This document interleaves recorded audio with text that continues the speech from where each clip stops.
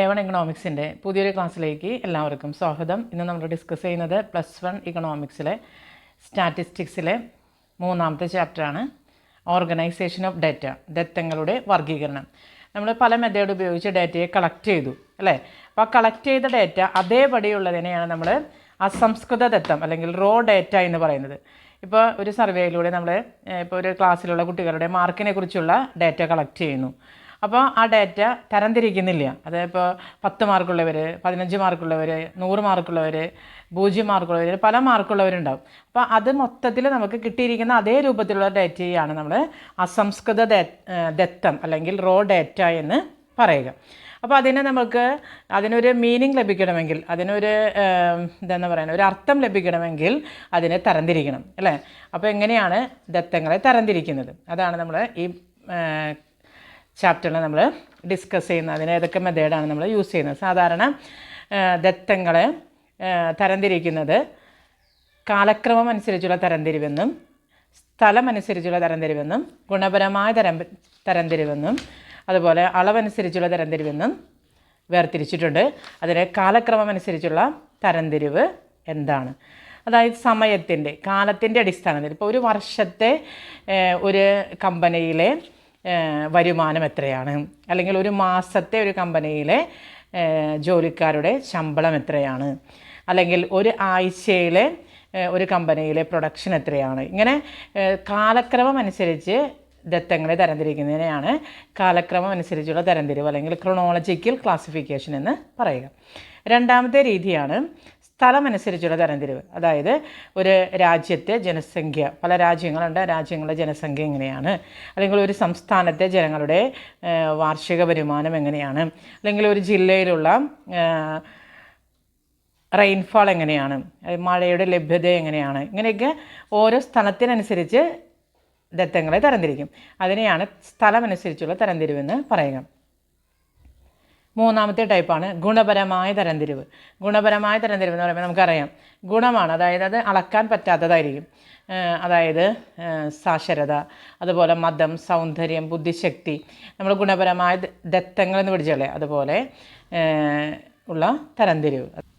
അതായത് മതം, സൗന്ദര്യം, ബുദ്ധി, സാക്ഷരത തുടങ്ങിയ കാര്യങ്ങളൊക്കെ നമ്മൾ അതിൻ്റെ അടിസ്ഥാനത്തിൽ നമ്മൾ ഡാറ്റയെ തരംതിരിക്കും. അതിനെയാണ് ഗുണപരമായ തരംതിരിവെന്ന് പറയുക. അതേപോലെയുള്ളതാണ് അളവനുസരിച്ചുള്ള തരംതിരിവ്. അളവനുസരിച്ചുള്ള തരംതിരിവ് എന്ന് പറയുമ്പോൾ ഉയരം, ഭാരം, വരുമാനം, പരീക്ഷയ്ക്ക് ലഭിച്ച മാർക്ക്, അതായത് ഒരു വ്യക്തിയുടെ ഭാരം എത്രയാണ്, ഉയരം എത്രയാണ്, അല്ലെങ്കിൽ ഒരു ഏരിയയിലുള്ള ആളുകളുടെ വരുമാനം എത്രയാണ്, ഒരു ക്ലാസ്സിലെ കുട്ടികളുടെ മാർക്ക് എങ്ങനെയാണ്, ഇങ്ങനെ ഡാറ്റയെ തരംതിരിക്കുന്നതിനെയാണ് അളവനുസരിച്ചുള്ള തരംതിരിവെന്ന് പറയുക. പിന്നെ നമ്മൾ ഓരോന്നും ഏത് രീതി അനുസരിച്ചാണ് നമ്മളതിനെ അറേഞ്ച് ചെയ്യുന്നത് അല്ലെങ്കിൽ ഓർഗനൈസ് ചെയ്യുന്നത് എന്നാണ് ഇനി നമ്മൾ പഠിക്കാനുള്ളത്. അത് പഠിക്കുന്നതിന് മുമ്പായിട്ട് നമ്മൾ അറിഞ്ഞിരിക്കേണ്ട ഒരു കാര്യമാണ് അസന്തത ചരവും സന്തത ചരവും തമ്മിലുള്ള വ്യത്യാസം. എന്താണ് ചരങ്ങൾ? ചരങ്ങൾ എന്ന് പറയുന്നത് മൂല്യത്തിൽ മാറ്റമുണ്ടായിക്കൊണ്ടിരിക്കുന്ന ഇനങ്ങൾ, അതിനെയാണ് ചരങ്ങൾ എന്ന് പറയുക. അത് 2 തരത്തിലുണ്ട്, സന്തതചരം, അസന്തതചരം. ഇപ്പോൾ സന്തതചരം എന്നതുകൊണ്ട് ഉദ്ദേശിക്കുന്നത് അതിന് ഏത് വാല്യൂ വേണമെങ്കിലും സ്വീകരിക്കാം.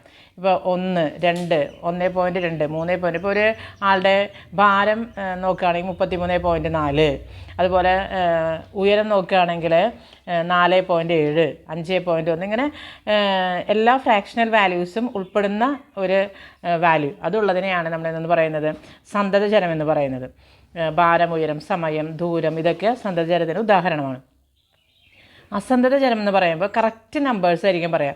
ഒരു ഫാമിലിയിലെ കുട്ടികളുടെ എണ്ണം എത്രയാണ്, 2, 3 ഇങ്ങനെ പറയാം, അല്ലാതെ 2.5, 3.5 അങ്ങനെ പറയില്ല അല്ലേ. അപ്പോൾ അത് കറക്റ്റ് വാല്യൂ ഉള്ളതിനെയാണ് നമ്മൾ ഇന്ന് പറയുന്നത് അസന്തത ചരം എന്ന് പറയും. അപ്പോൾ സന്തതചരവും അസന്തത ചരവും തമ്മിലുള്ള വ്യത്യാസം എന്താണെന്ന് പലപ്പോഴും എക്സാമിന് ചോദിക്കുന്ന ക്വസ്റ്റ്യനാണ്.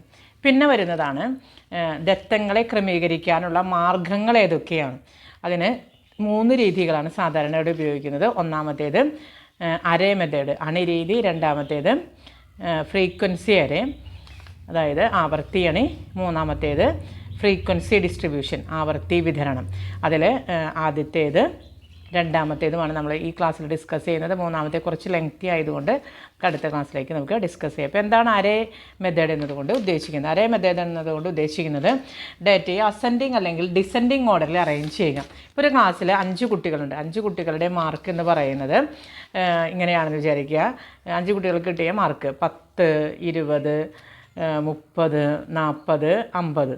അപ്പോൾ ഇത് കറക്റ്റായിട്ട് നമ്മൾ ഇതിപ്പോൾ അസെൻഡിങ് ഓർഡറിൽ അറേഞ്ച് ചെയ്തേക്കാണ്. ഇത് ഡിസോർഡർ ആയിട്ടാണ് ഇങ്ങനെയാണ് വരിക. 40, 50, 20, 30. അപ്പോൾ ഇതിനെ 30, അതുപോലെ തന്നെ 10. അപ്പോൾ ഇതിനെ നമ്മൾ കറക്റ്റ് അസെൻഡിങ് ഓർഡറിലായിട്ട് അറേഞ്ച് ചെയ്യുമ്പോൾ 10, 20, 30, 40, 50 എന്ന് കിട്ടും അല്ലേ. അപ്പോൾ ഈ രീതിയിൽ ഡേറ്റയെ അറേഞ്ച് ചെയ്യുക, അതായത് അസെൻഡിങ് അല്ലെങ്കിൽ ഡിസെൻഡിങ് ഓർഡറിൽ നമ്മൾ ഡേറ്റയെ അറേഞ്ച് ചെയ്യുന്നതിനെയാണ് ഇതെന്ന് പറയുന്നത് അണിരീതി എന്ന് പറയുന്നത്. ഇത് വളരെ സിമ്പിൾ മെത്തേഡാണ്. എക്സാമിന് സാധാരണ ചോദിക്കാറില്ല, ജസ്റ്റ് അറിയാൻ വേണ്ടിയിട്ട് മാത്രം പറഞ്ഞു എന്ന് മാത്രമേ ഉള്ളൂ. രണ്ടാമത്തെ രീതിയാണ് ഫ്രീക്വൻസി അറേ, ആവർത്തി അണി എന്ന് പറയുന്നത്. ആവർത്തി അണി എന്ന് പറയുമ്പോൾ റിപ്പീറ്റഡ് ആയിട്ടുള്ള ഐറ്റംസ് ആയിരിക്കും അതിനകത്ത് ഉണ്ടാകുക. അതായത് ഒന്നിൽ കൂടുതൽ ഐറ്റംസ് റിപ്പീറ്റ് ചെയ്ത് വരുന്നതായിരിക്കും. അപ്പോൾ ഒരു എക്സാമ്പിൾ പറയുകയാണെങ്കിൽ, ഒരു പ്രദേശത്ത് 26 വീടുകളിൽ കുട്ടികളുടെ എണ്ണത്തെ സംബന്ധിച്ച് നടത്തിയ സർവേ, അതിൽ ലഭിച്ച അസംസ്കൃത ഡേറ്റയാണ് നമുക്ക് തന്നിരിക്കുന്നത്. അതനുസരിച്ചിട്ട് നമുക്ക് അതിനെ ഫ്രീക്വൻസി അറേ രീതിയിലേക്ക് അറേഞ്ച് ചെയ്യണമെന്ന് പറയണം. അപ്പോൾ അതിങ്ങനെയാണ് വരിക. നമുക്ക് തന്നിരിക്കുന്ന ഡേറ്റാസ് ഇങ്ങനെയാണ്: 3, 2, 1, 2, 0, 3, 2, 1, 3, 1, 2, 0, 1. പിന്നെ 2, 3, 2, 1, 2, 1, 3, 2, 0, 2, 0, 4, 4. ഇത്രയുമാണ് 26 വീടുകളിൽ കുട്ടികൾ എത്രയുണ്ട് അതിനെക്കുറിച്ചുള്ള ഡേറ്റയാണ് നമുക്ക് തന്നിരിക്കുന്നത്. അപ്പോൾ നമ്മൾ ആദ്യം എന്ത് ചെയ്യണം? ഇതിനെ വാല്യൂസ് നമ്മൾ അസെൻഡിങ് ഓർഡറിൽ അറേഞ്ച് ചെയ്യണം. അതായത് 0, 1, 2, 3, 4 എന്നത്. അപ്പോൾ 0 എന്നതുകൊണ്ട് ഉദ്ദേശിക്കുന്നത് 0 കുട്ടികൾ, അതായത് കുട്ടികളൊന്നും ഇല്ലാത്ത വീടുകളുടെ എണ്ണം എത്രയാണ്. അപ്പോൾ അതിനെ നമ്മൾ 3 കോളംസ് ആയിട്ട് തിരിച്ചിട്ടുണ്ട്. ആദ്യം കുട്ടികളുടെ എണ്ണം കൊടുക്കുക, രണ്ടാമത്തേത് ടാലി മാർക്ക് കൊടുക്കുക, മൂന്നാമത്തേത് ആവർത്തി കൊടുക്കുക. അപ്പോൾ കുട്ടികളുടെ എണ്ണം 0, അതായത് കുട്ടികളൊന്നും ഇല്ലാത്ത എത്ര വീടുണ്ടെന്ന് നോക്കാം. അപ്പോൾ 0 എത്ര പ്രാവശ്യം ഉണ്ട് എന്ന് നമ്മൾ നോക്കാം. അപ്പോൾ നമുക്ക് എത്ര എണ്ണം കിട്ടി? 1, 2, 3, 4 4 കിട്ടി. അപ്പോൾ ടാലി മാർക്ക് 4 കൊടുത്തു, ആവർത്തിയുടെ സ്ഥലത്ത് 4 കൊടുക്കുന്നു. പിന്നെ ഒരു കുട്ടിയുള്ളത് എത്ര വീടുകളുണ്ടെന്ന് നോക്കാം.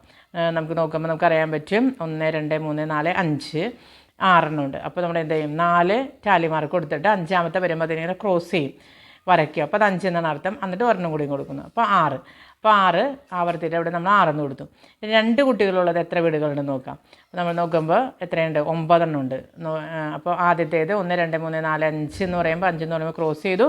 പിന്നെ 4 ടാലി മാർക്ക് കൂടിയും കൊടുത്തു. ആവർത്തിയുടെ ഇവിടെ എത്ര കൊടുത്തു? 9 എന്ന് കൊടുത്തു.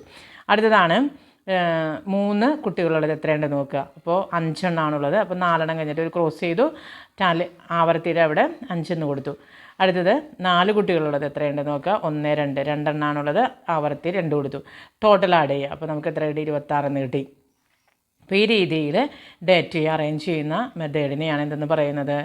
ആവർത്തി അണി എന്ന് പറയുന്നത്. ഇത് എല്ലാ പരീക്ഷയ്ക്കും വരുന്നൊരു ക്വസ്റ്റ്യനാണ്. ഫ്രീക്വൻസി അറേയിൽ അല്ലെങ്കിൽ ആവർത്തി അണിയിലേക്ക് ഡേറ്റയെ അറേഞ്ച് ചെയ്യുക. അപ്പോൾ റിപ്പീറ്റ് ചെയ്യുന്ന ഐറ്റംസ് ഉണ്ടാകും. ആവർത്തി എന്ന് വെച്ചാൽ അർത്ഥം എന്ന് വെച്ചാൽ ഒരു ഐറ്റം എത്രമാത്രം റിപ്പീറ്റ് ചെയ്യുന്നുണ്ട്, അതാണ് ആവർത്തി എന്നതുകൊണ്ട് ഉദ്ദേശിക്കുക. അപ്പോൾ ആവർത്തിച്ച് വരുന്നതിനെയാണ് നമ്മൾ ടാലി മാർക്ക് കൊടുത്തിട്ട് ആവർത്തി കൊടുക്കുന്നത്. ഈ രീതിയിൽ ഒന്നെങ്കിൽ അസെൻഡിങ് ഓർഡറിൽ എഴുതാം, അല്ലെങ്കിൽ ഡിസെൻഡിങ് ഓർഡറിൽ എഴുതാം.